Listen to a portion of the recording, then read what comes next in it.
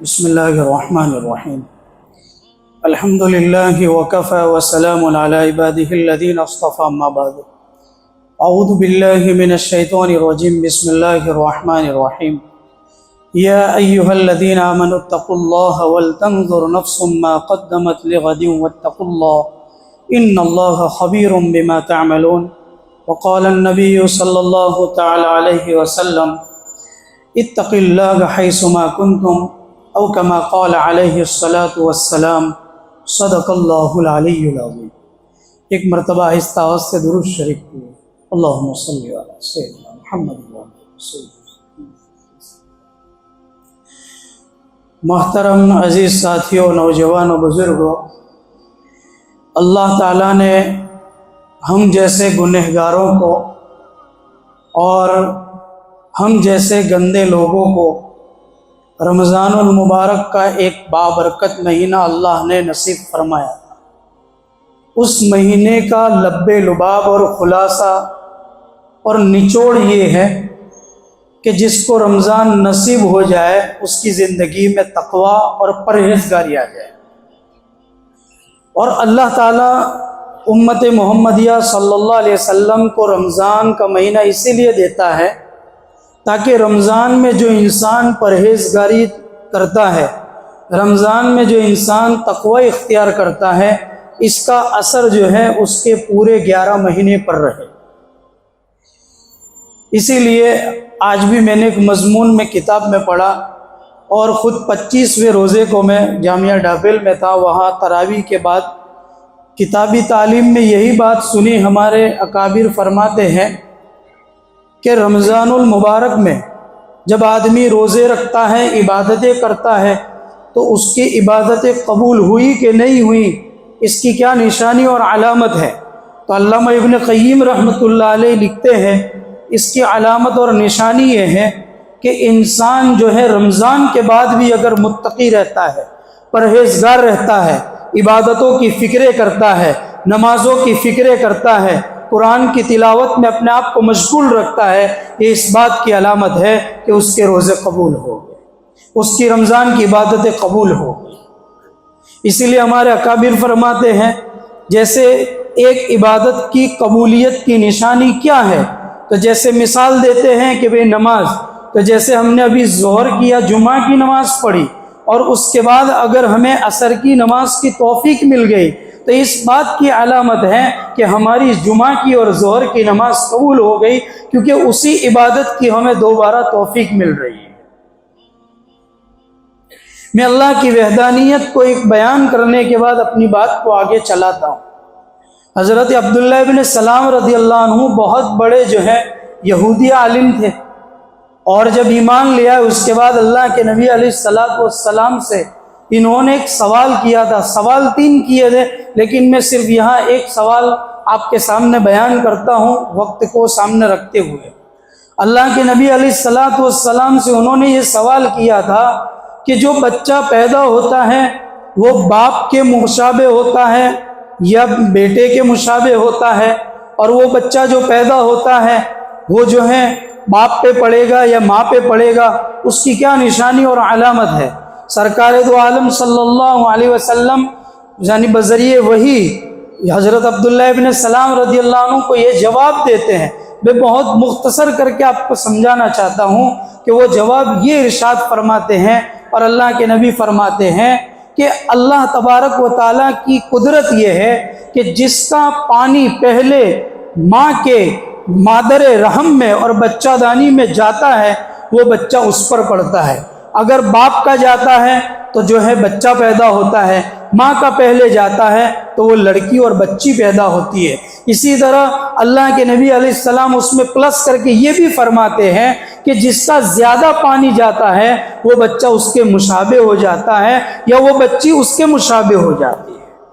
یہ اللہ کی قدرت کی کاریگری آپ کو بتلانا چاہتا ہوں تاکہ ہمارے دلوں میں اللہ تبارک و تعالیٰ کا یقین 100% زندہ ہو جائے کہ جو کچھ ہوتا ہے وہ اللہ کی ذات سے ہوتا ہے۔ اسی طریقے سے حضرت شیخ حنیف صاحب لوہاروی دامت برکاتہم تو آگے یہ بھی بیان فرماتے ہیں کہ اللہ تبارک و تعالیٰ کو یعنی بچہ پیدا کرنے کے لیے کسی کے انسان کے جراثیم کی ضرورت نہیں۔ سائنس آج کی یہ کہتی ہے کہ جراثیم کے بغیر انسان کا بچہ پیدا نہیں ہو سکتا، اس کے جو پانی کے قطرے اس میں جراثیم ہونے چاہیے، لیکن اللہ کی قدرت عجیب ہے۔ اللہ کے نبی علیہ السلام فرماتے ہیں کہ حضرت زکریا علیہ السلام 110 سال کی عمر میں اور ان کی اہلیہ محترمہ جو ہے وہ 80 سال کی عمر میں، یہاں کوئی وجود نہیں ہے اور ایسا کسی اینگل سے نہیں لگتا کہ ان کو اولاد ہو سکتی ہے بغیر جراثیم کے اور بغیر جو ہے یعنی تمنا کے، اور ایسے اسباب مہیا نہ ہونے کے باوجود اللہ تبارک و تعالیٰ ان کو حضرت یحییٰ علیہ السلام کی شکل میں ایک بچہ عنایت فرماتا۔ یہ اللہ کی قدرت ہے۔ اس اللہ تبارک و تعالیٰ نے قرآن کریم میں جا بجا فرمایا۔ میں نے جو آیت کریمہ پڑھی اس میں اللہ تعالیٰ فرماتے ہیں اے ایمان والو تقوی اختیار کرو اور اپنی ذات کو بچاؤ اس دن کے آنے سے پہلے، لغد جو آنے والا ہے۔ یہاں غد سے مراد مفسرین فرماتے ہیں کہ قیامت کا دن ہے۔ قیامت کے دن کو بہت قریب سے بیان کیا اور تعبیر کی کہ بھئی قیامت کا دن بہت قریب ہے، اس کے انتظار میں رہو اور اس کے لیے تیاری کرو، یعنی فکر آخرت کرو، آخرت کی فکریں کرو۔ پھر آگے اللہ دوبارہ ڈراتے ہیں اور کہتے ہیں انسان سے کہ انسان دنیا میں کہیں تو غافل نہ ہو جانا اور متقی بن جانا، پرہیزگار بن جانا اور اپنے آپ کو گناہوں سے بچانا، اللہ کی نافرمانی سے اپنے آپ کو بچانا، سیئات سے بچانا اور نیک اعمال میں اپنے آپ کو لگانا۔ دوسری جگہ سورہ اعراف میں اللہ فرماتے وَلَوْ أَنَّ أَهْلَ الْقُرَىٰ آمَنُوا وَاتَّقَوْا لَفَتَحْنَا عَلَيْهِمْ بَرَكَاتٍ مِّنَ السَّمَاءِ، یہ وہ لوگ ہیں بستی والے اگر یہ اپنے وقت کے نبی پر ایمان لے آتے اور تقوی اختیار کرتے تو ہم زمین و آسمان کی برکتیں ان پر کھول دیتے۔ اس سے اس بات کو بیان کیا جاتا ہے، مفسرین فرماتے ہیں کہ انسان کی زندگی میں جو برکتیں آتی ہے، انسان کی زندگی میں جو رحمتیں آتی ہے، اس کا اصل جو لب لباب ہے وہ یہ ہے کہ انسان جتنا متقی ہوگا، پرہیزگار ہوگا، اس کی زندگی میں اتنی خیر و برکت آئے گی۔ دوسری جگہ اللہ قرآن میں فرماتے ہیں فَلَمَّا نَسُوا مَا ذُكِّرُوا بِهِ فَتَحْنَا عَلَيْهِمْ أَبْوَابَ كُلِّ شَيْءٍ۔ یہاں اللہ تعالیٰ الٹا فرماتے ہیں جو لوگ اللہ کے احکام سے غافل ہو جاتے ہیں، بھلا بیٹھتے ہیں، اللہ کی عبادتوں سے دور ہو جاتے ہیں، نمازوں کے فرائض کو انجام دینے سے دور ہو جاتے ہیں، مسجدوں میں روزانہ حاضری دینے سے دور ہو جاتے ہیں، باہر کی دنیا میں معاملات میں معاشرت میں اللہ اور اس کے رسول کے احکام کو بھلا بیٹھتے ہیں، اللہ تعالیٰ ان پر ہر چیز کے دروازے کھول دیتے ہیں۔ یہاں اللہ وعید سناتے ہیں کہ ایک انسان جو ہے کھلم کھلا اللہ کی نافرمانی کرتا ہے اور وہ اپنی منچاہی زندگی گزارتا ہے، پھر بھی اللہ اس پر انعامات کی بارش کرتا ہے۔ اس کو دیکھ کر یہ نہ سمجھو کہ اللہ پر اس کا انعام ہو رہا ہے، بلکہ اللہ پر اس کا غضب اور قہر اتر رہا ہے۔ ہم دیکھتے ہیں نا جو انسان الٹا چلتا ہے، زندگی الٹی روش سے جیتا ہے، اس کی زندگی میں کوئی عبادت نہیں، اس کی زندگی کے اندر کوئی اللہ کے احکام نہیں، من چاہی زندگی گزار رہا ہے اور اس کی زندگی میں کھلم کھلی اللہ کی نافرمانیاں ہے، پھر بھی اللہ اس کو دولت پر دولت دیتے جا رہا ہے اور خزانے اس پر کھول رہا ہے۔ اللہ کہتے ہیں اس کی اس دولت کو دیکھ کر، اس کے خزانوں کو دیکھ کر تم کہیں امپریس مت ہو جانا اور کہیں اس سے ایسا غلط تاثر نہ لے لینا کہ اس کو اللہ کتنا دے رہا ہے، بلکہ اللہ کی طرف سے قہر اتر رہا ہے۔ دوسری جگہ اللہ قرآن میں فرماتے ہیں یا ایھا الذین آمنوا اتقوا اللہ حق تقاتہ، اے ایمان والو اللہ سے ایسے ڈرو جیسے اللہ سے ڈرنے کا حق ہے۔ جب انسان کی زندگی میں تقوی پرہیزگاری ہوگی تو انسان کی جو ہے موت اور وفات بھی جو ہے اللہ تبارک و تعالی کلمے کے ساتھ اور ایمان کے خاتمے کے ساتھ نصیب فرمائے۔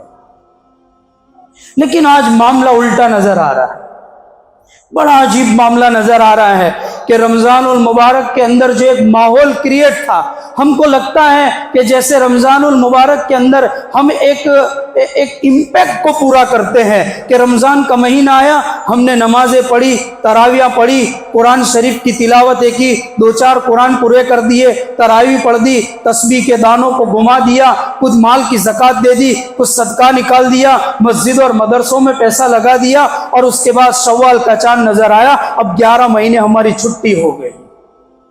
حضرت مولانا اسرار احمد صاحب رحمۃ اللہ علیہ فرماتے ہیں جب انسان رمضان میں عبادت کرنے کے بعد شوال کے چاند سے غافل ہو جائے، یہ سمجھ لو کہ وہ رمضان کے اندر جو ہے وہ عبادت نہیں کرتا ہے، وہ رمضان کی عبادت اس کے لیے عادت تھی، عبادت نہیں تھی۔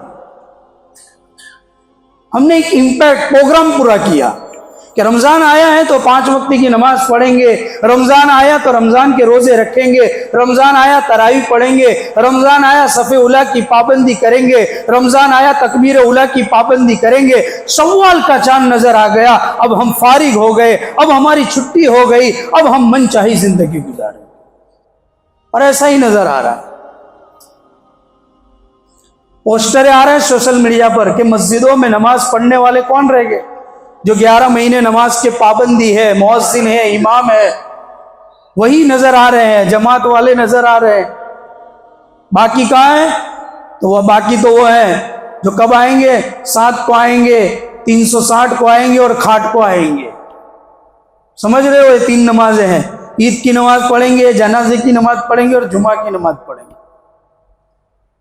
اور پھر عجیب معاملہ یہ ہے کہ جمعہ کے دن بھی آتے ہیں، 2 رکعت پڑھ کے آدھا طبقہ ایسے بھاگتا ہے جیسے ان کے پیچھے پولیس بھاگ رہی ہے۔ 14 رکعت نماز پڑھنے کا رواج نہیں ہے۔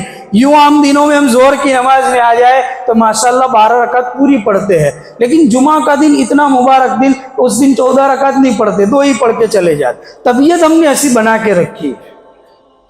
میرے بھائیوں، اپنے آپ کو بدلنے کی ضرورت ہے، چینج کرنے کی ضرورت ہے۔ یہ رمضان کا مہینہ اپنی زندگی اور اپنی لائف کو چینج کرنے کے لیے اللہ نے دیا تھا، نہیں ہے کہ ہم امپیکٹ کو پورا کریں اور ایک ہم نے جو ہے پروگرام کو پورا کیا اور شوال کا چاند نظر آنے کے بعد ہم نے اپنی زندگی کو الٹی روش پر ڈال دیا۔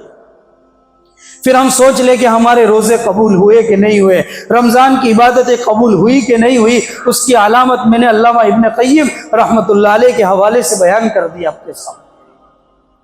ہمارے بعض سلف صالحین اور بعض بزرگوں کے بارے میں کتابوں میں لکھا ہے کہ رمضان کے بعد 5 مہینے تک اللہ سے یہ دعا گڑ گڑا کر اور آہوزاری کے ساتھ کیا کرتے تھے، یہ اللہ رمضان کے روزے اور رمضان کی عبادتوں کو قبول کر لے۔ لیکن آج ہمارا معاملہ الٹا ہے، رمضان میں ہاتھ اٹھاتے تھے، اللہ سے مانگتے تھے، آہوزاری کیا کرتے تھے، اللہ کے سامنے آنسو بہاتے تھے اور دعا کے ذریعے اللہ سے التجا کرتے تھے، دربار الہی میں التماس کیا کرتے تھے۔ لیکن جیسے شوال کا چاند نظر آ گیا، ہمارے دعائیں مانگنا چھوٹ گئی، ہمارا پہلی صف میں کھڑا رہنا چھوٹ گیا، ہمارا تکبیر اولیٰ میں نماز پڑھنا چھوٹ گیا،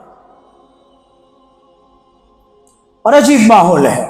شوال کا چاند نظر آیا، کیا نظر آتا ہے؟ سب سے زیادہ جو منحوس چیز نظر آتی ہے وہ ہمارے یہاں 4 ویلروں کے اندر گانے اور میوزک بجانے کی چیز ہے۔ اللہ کرے ہمارے نوجوانوں کو سمجھ میں آ جائے کہ ہم ہماری 4 ویلروں میں یہ بجانا بند کر دیں۔ 2017 میں شیخ سلمان العودہ جو سعودی عرب اور مکہ کے بہت بڑے عالم ہیں، ان کا ایک مضمون آیا تھا کہ ان کے فیملی کے لوگ جو ہے 2017 کے اندر جو ہے ریاض سے مکہ المکرمہ کا عمرے کا سفر کر رہے ہیں۔ خود شیخ صاحب ان کے ساتھ موجود نہیں تھے، اس وقت وہ تو جیل خانے میں تھے، لیکن ان کی فیملی جا رہی تھی۔ ان کی فیملی کے ممبروں میں جتنے لوگ تھے 4 ویلر کے اندر بیٹھتے ہی ان کے جو گھر کے جو بڑے ممبر تھے انہوں نے کہہ دیا کہ سب کو قرآن شریف کی تلاوت کرنا شروع کر دینا ہے اور مکہ آنے سے پہلے سب کا ایک ایک قرآن ختم ہو جانا چاہیے۔ میرے غیور حالول کے نوجوانوں، یہ سنیں اور یہ میسج اپنے دل پر نقش کر لے کہ ہمیں کیا کرنا چاہیے جب ہم ٹور پہ جا رہے ہو، ہمیں کیا کرنا چاہیے جب ہم ٹریولنگ کرتے ہو، ہمیں کیا کرنا چاہیے جب ہم کار سے اور 4 ویلر سے سفر کرتے ہو، جب ہم پلین سے سفر کرتے ہو، جب ہم ٹرین سے سفر کرتے ہو، جب ہم جو ہے کار سے سفر کرتے ہو، ہمیں کیا کرنا چاہیے۔ یہ سبق دے رہے ہیں۔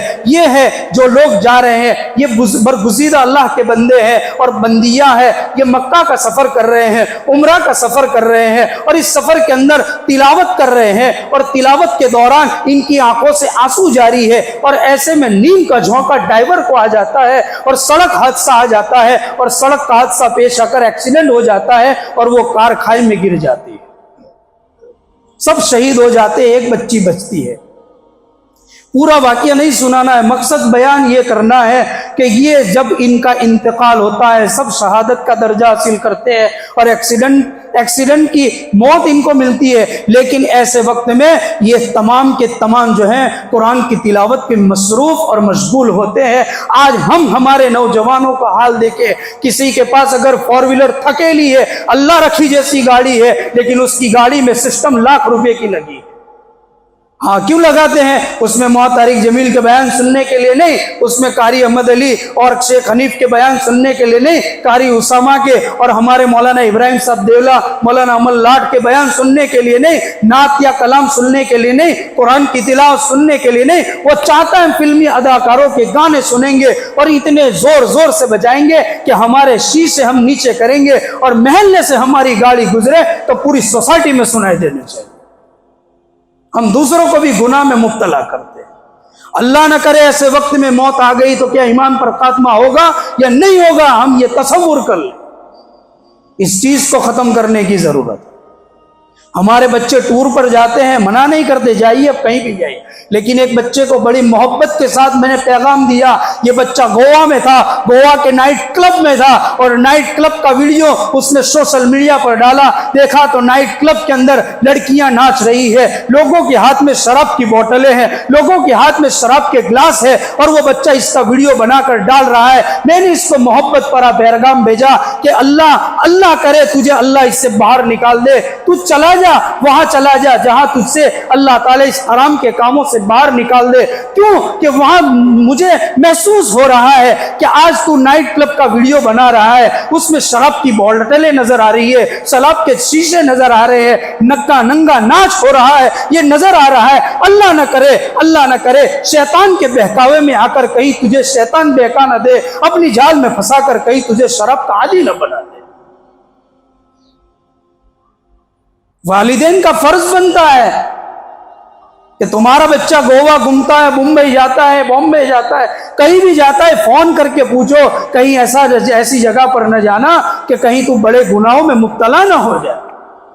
लेकिन आज इसकी कोई फिक्र नहीं। यहां करीब में बड़ौदा के अंदर हमारे कई बच्चे बालिग हो चुके हैं, इस मसाज पारालों में जाकर ये पूरे जो है बुकिंग करते हैं। बहुत से बच्चे हमारे यहाँ कॉन्ट्रैक्ट लेटर पर है, अगर किसी को वहां जाना है वो यहां से फोन कर देगा, वो वहां जाए।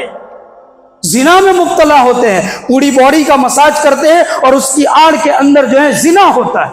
मैं उन बच्चों की कारगुजारी आपको सुना रहा हूं जिन्होंने अपनी जुबान से इस गुनाह में मुब्तला होने के बाद मेरे सामने तौबा की और कहा अल्लाह से आप दुआ कर दीजिए कि अल्लाह हमें इस दरवाजे से बंद कर दे और अल्लाह हमारी इस रास्ते से हिफाजत फरमाए।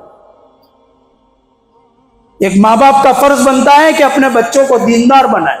वो किस रास्ते से बनेंगे? दावत के रास्ते से बनेंगे। बार बार इनको निकालेंगे, इनको मस्जिद का माहौल देंगे, घरों का माहौल बनाएंगे। हम चाहते समाज का माहौल सुधरे, समाज का माहौल बाद में सुधरेगा, पहले अपनी फैमिली का माहौल बनाए। इसका रेडिएशन और इसका असर बाकी हमारे पड़ोसियों में जाएगा, महल्ले में जाएगा, सोसाइटी में जाएगा, पूरे महल्ले में जाएगा और इसके रेडिएशन और इसके अच्छे असरात मुरत्तब होंगे और जिसकी बुनियाद पर अल्लाह हमारी पूरी सोसाइटी की हिफाजत फरमाए।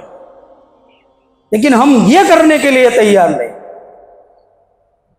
आज जो है अपने बच्चों को अच्छा माहौल देने की जरूरत है। इसी माहौल को देने के लिए जो है हमारे यहाँ कुछ लोगों ने फिक्र की कि ये जो समर वेकेशन है, बच्चों का छुट्टियों का वक्त है, ये अपने वक्त को ज़ाय न करे।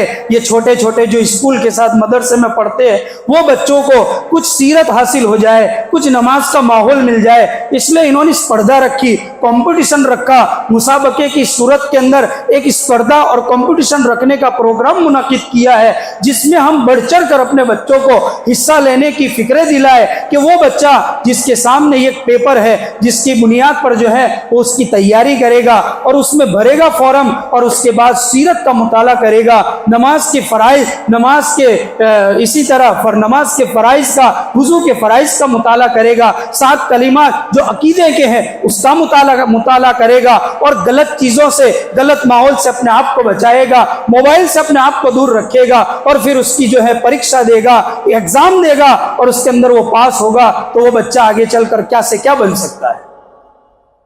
اس کے لیے ہم فکرے کریں. یہ بورڈ یہاں پرچہ لگا ہے باہر, اس کو پورا پڑھے اول سے آخر کے اس میں کیا لکھا ہے. وہ چاہتے ہیں ہمارے گھانچیوں کے بچے جو ہیں منسٹر بنے, جج بنے, وکیل بنے, بڑے بڑے ڈاکٹر بنے.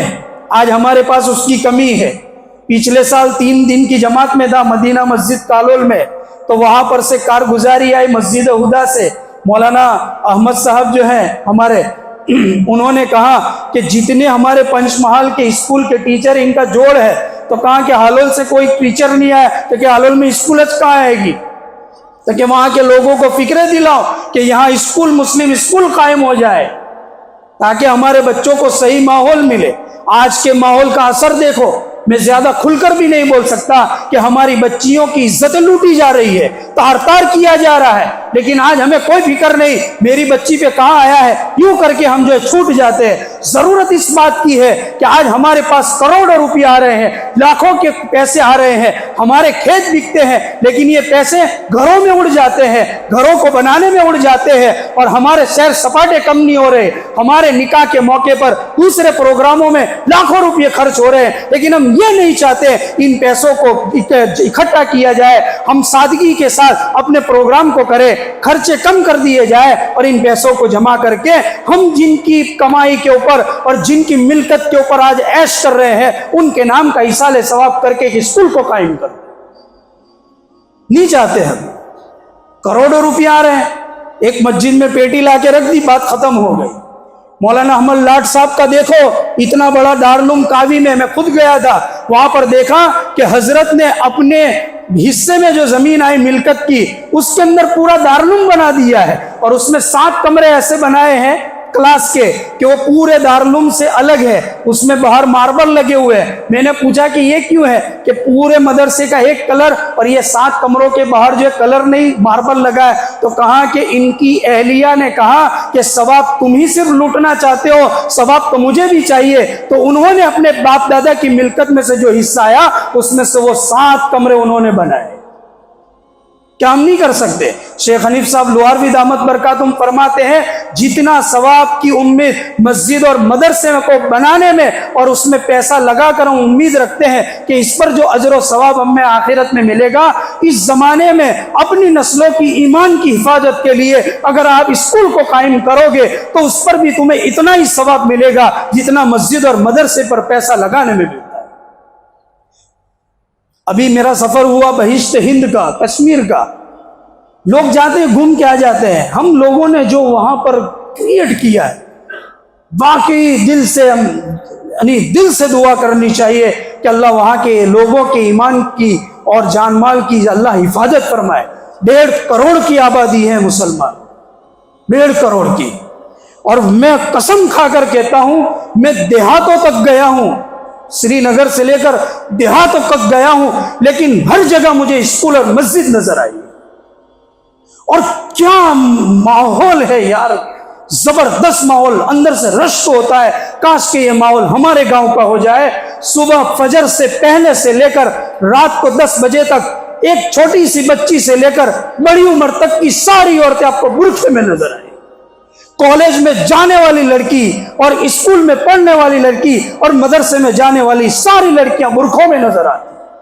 وہاں میں نے کہیں کسی گھر سے میوزک کی آواز نہیں سنی, کسی کی گاڑی میں میوزک نہیں سنا.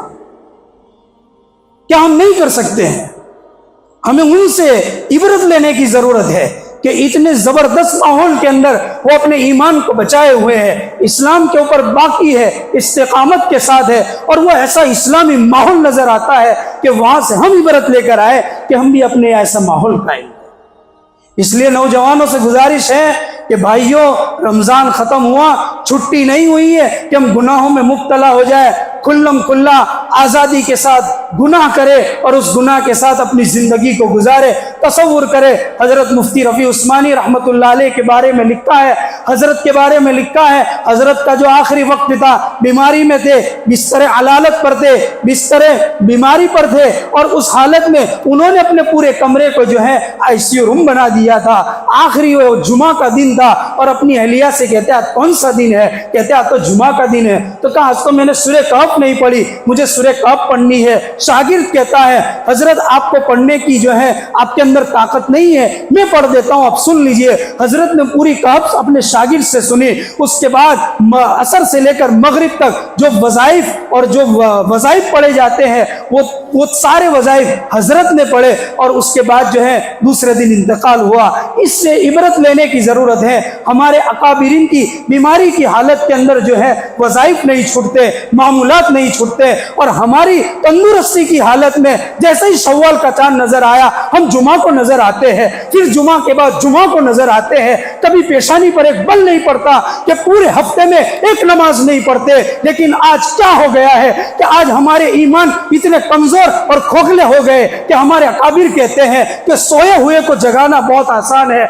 लेकिन जो मुर्दा हो जाए उसको हम कैसे जगा सकते हैं? हम तो मर चुके हैं, हमारे ईमान मर चुके हैं।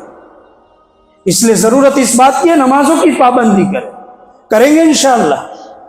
नमाजों की पाबंदी करें, दूसरों को नमाजी बनाए, कुरान शरीफ की तिलावत का खूब माहौल करें। अपने हाथ में होना चाहिए, जैसे मोबाइल होता है ऐसे दिन में एक मर्तबा तो कुरान को जरूर उठाना चाहिए। हम देखते फजर की नमाज के बाद जो है हमारे बूढ़े लोग जो है और उम्र वाले लोग पढ़ने बैठते हैं, नौजवान नजर नहीं आते, नौजवान नजर नहीं आते। इसलिए कुरान शरीफ की तिलावत का अहतमाम करें, अपने आप को बाहर के गुनाहों से बचाए, है ना, बचाएंगे इंशाअल्लाह। खूब बचाए भाई, खूब बचाने की ज़रूरत है इस माहौल के अंदर। कल ही रात एक बच्चे को देखा, कारी साहब का बयान ख़त्म हुआ कि उसके स्टेटस के ऊपर पहले नंबर पर कारी साहब का बयान का पोस्टर है, और अभी बयान ख़त्म हुआ, मैं 12 बजे हॉस्पिटल में जाग रहा था वालिद साहब के साथ, तो देखा कि दूसरे नंबर पर उसने गाना रख दिया है। अल्लाह अकबर। मैंने मोहब्बत पर पैगाम उस बच्चे को भेजा कि अभी हजरत कारी साहब का बयान ख़त्म हुए एक घंटा भी नहीं हुआ है और हमने ये चीज़ शुरू कर दी। इसलिए मैं हालोल के तमाम गयूर नौजवानों को एक अपील करता हूँ, दिल से दरख्वास्त करता हूँ, अपने स्टेटसों को पाक रखो। जैसे रमज़ान में हम पाकीज़ा रखते थे, अच्छी चीज़ें रखो। ये म्यूज़िक और ये गाने की चीज़ें, ये बर्थडे फड्डे की चीज़ें, और इसी तरह अपनी फैमिली के फ़ोटो, ये सब चीज़ें रखने से अपने आप को बचाओगे। अब तो अपनी बीवियों के भी फ़ोटो रखते हैं, क्या करने का, किन किन को कहने का भाई मत रख, ये चीज़ें कितने लोग देखते हैं, ये चीज़ें रखने की है भाई। इतनी तो अकल रखे भाई कि ये चीज़ें गलत है। अल्लाह हम सबको जो है अक्ल सलीम अता फरमाए, और जिस तरह रमज़ान में एक माहौल के साथ हम ज़िंदगी जीते थे, नमाजों की पाबंदी करते थे, कुरान की तिलावत करते थे, अल्लाह ताला इसी तरह हमें मौत तक नमाजी बनाए। आमीन या रब्बल आलमीन। आखिर दवाना मुफ्ती साहब के YouTube चैनल्स को सब्सक्राइब कीजिए और इनके ताज़ा बयानात के जरिए अपने इल्मी, इस्लाही और फिक्री अबियारी करते रहिए।